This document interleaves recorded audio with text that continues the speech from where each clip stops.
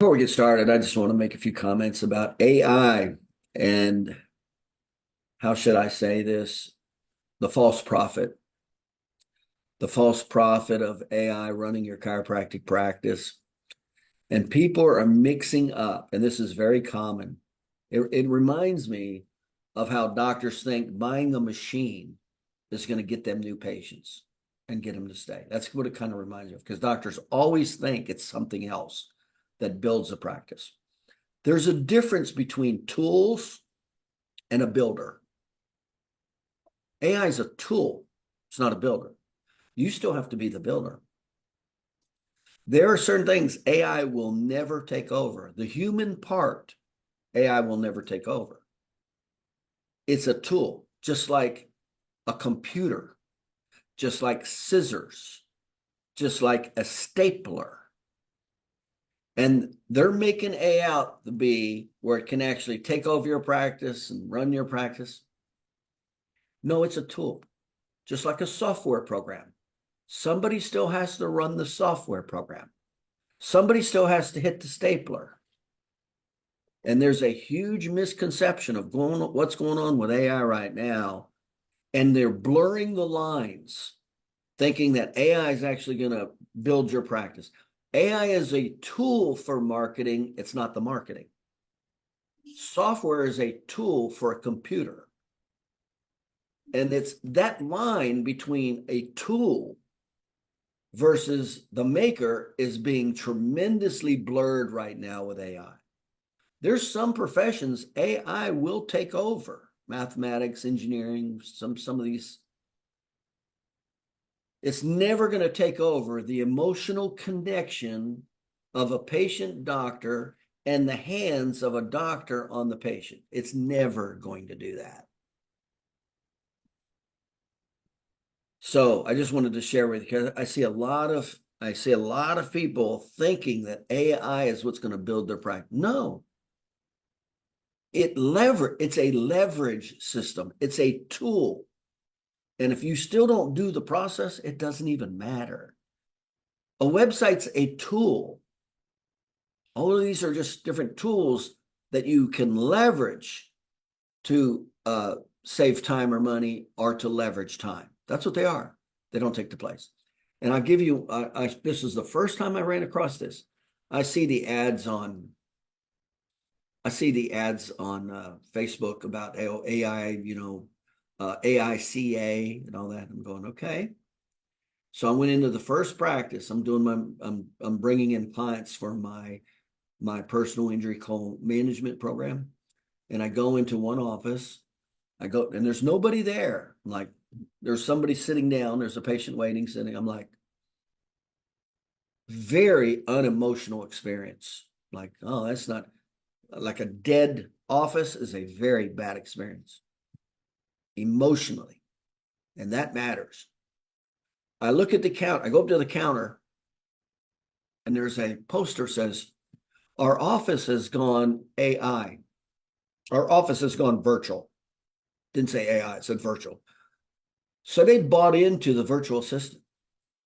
Well, let me tell you the kind of people that bought into it at this point. So there's no human being there. Okay. Did I like that there's not a human being there? No, because and chiropractic is largely built on the human touch. That's one of the main components and benefits of chiropractic, and the patients has even said that. Patients are way more satisfied with chiropractors than they are with medical doctors. Well, that's because of the touch, the human interaction, the personalization, the touch. That's why. In other words, that's the human component. So they say our office has gone virtual. Well, I'm kind of looking there. It's 5:30 on a Wednesday. That should be the busiest day, period, of the week, period. One person sitting in the waiting room. And remember, I know how to evaluate practices just by looking at them, feeling. And there's two doctors on the window. I'm like, well, is one an associate, or what's the deal here? But it wasn't. I could tell they wasn't, because they were marketing themselves individually. It wasn't like this practice and da-da-da. Wasn't like that. And then when I go in, they had two different panels of the doctor's fees. This doctor, and then they listed his fees. This doctor, and they listed his fees. What did that tell me immediately? We have two independent people that are just working together to cut overhead. What did that tell me? It told me I had losers. I had losers. I looked on the appointment book. There were 20 people on a Wednesday. That should be your busiest day of the week. I'm at 5:30 and there were 20 people, and that wasn't for one doctor. That was for two. 10 patients on the busiest day. That's why they had to get a virtual assistant. They couldn't afford a staff member. And they couldn't be alone by themselves to pay the bills and hire associate doctors. They're going in the opposite direction. They're not going into the growth strength mode. They don't have strength and they don't have growth, and they're going into the weakness mode.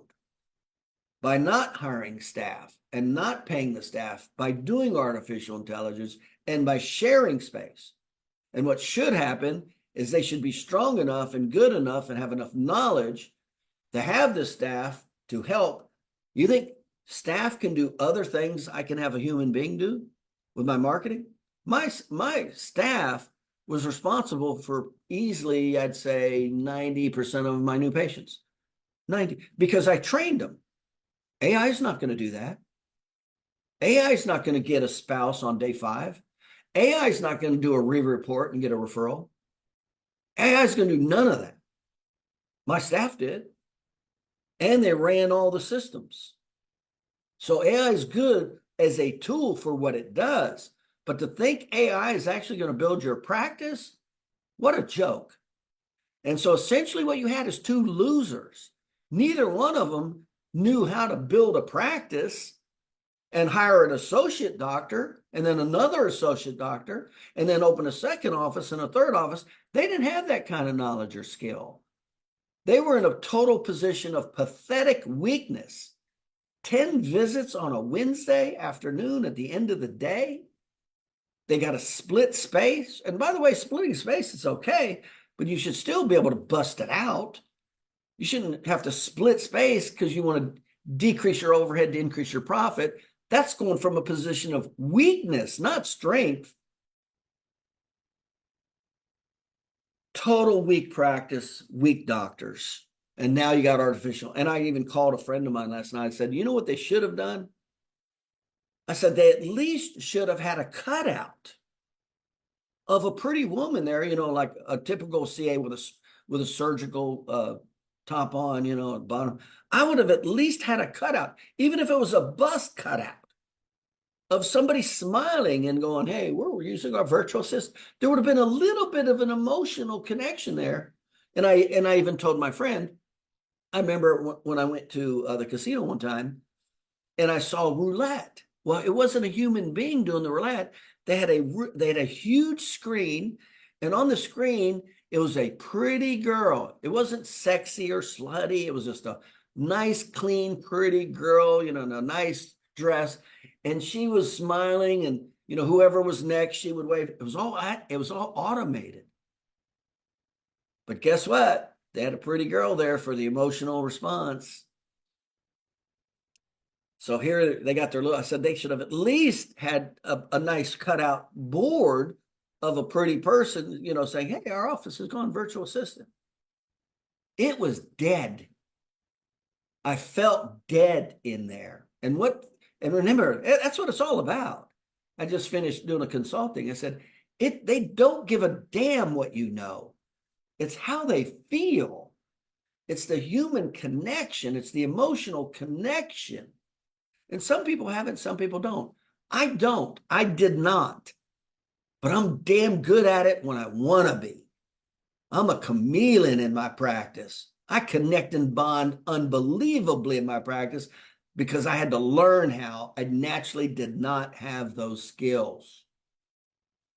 So just this little short. So be real careful about this AI, whether you're using it from a position of weakness and just sustenance versus a tool to grow. So can you do AI with several tasks? You better look at that task and go, is that something for AI? Or how much of a human component are we releasing? Or how much more could a human done with that category that AI could not have? I think you're making a huge, huge, huge mistake when you do AI, artificial intelligence, as your receptionist, and you don't have a human being there. You're going down, not up. Now you're trying to replace the creator with a tool.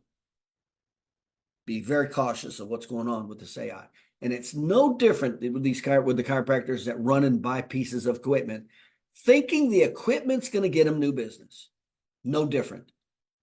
And they'll buy a 30,000 piece of equipment, and then 6 months later, it's sitting there, not even being used anymore with their monthly lease payment. You're either going to be the creator or you're not. You're going to use tools to leverage or you're not. Like this. This is a great tool. It's called Zoom. Can Zoom replace me? Hell no. But it's one hell of a tool.